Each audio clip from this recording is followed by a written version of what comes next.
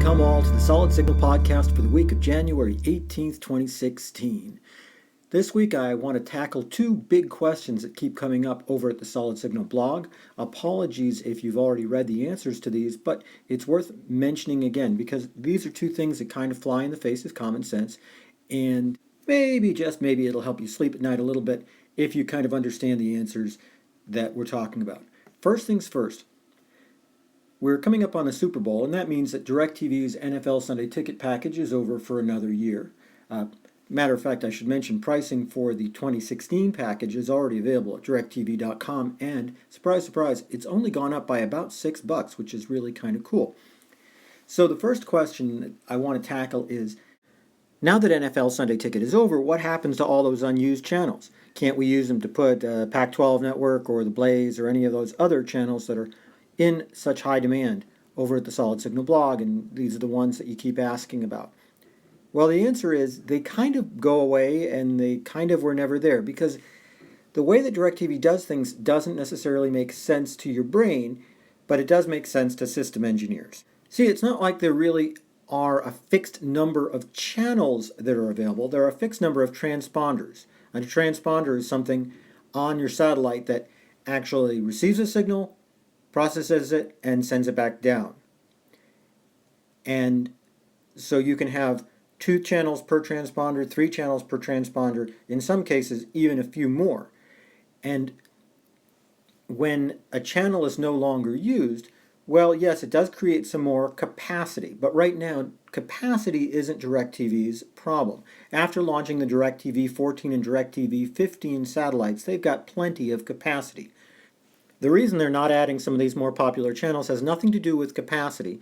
It has to do with contract negotiations. That means rooms full of lawyers that are talking about the prices that DirecTV are willing to pay for these channels on your behalf. And it's just that simple, folks. Channels that you're really asking for, like for example Pac-12 Network, are just too expensive. I'm hoping personally that's going to change because AT&T U-verse does have Pac-12 Network, but keep in mind now DirecTV and U-verse combined have got about 26 million subscribers, so even a change of 1 penny per month is millions and millions of dollars passing between one person and another, between one company and another, is what I really should say. So when NFL Sunday Ticket is over, they could add a few more pay-per-view channels if they wanted to. They could maybe increase the picture quality on some of those other channels because they can do that. But they're not going to automatically add channels just because some other channels are done for the year. Unfortunately, that's not how it works. Now let's talk about the other side of the picture, which is why NFL Sunday Ticket was not available on U-verse this past year, and why it may be available this coming year, and I'm not sure yet. You see, U-verse is a different kind of service than traditional cable. It's not like there's a bandwidth issue on the wire because channels are just sent to you as needed over an IP stream. It's different. It's more like Netflix streaming than it is like traditional cable. But that doesn't mean there aren't capacity issues adding U-verse. You see, unlike satellite, every U-verse installation is fed by a head-end system, a large array of satellite dishes and other things that are located somewhere near the service address. This helps AT&T keep broadcast lag down. Yes, they could get some of this stuff over the internet, but if the internet went down, there would be some issues.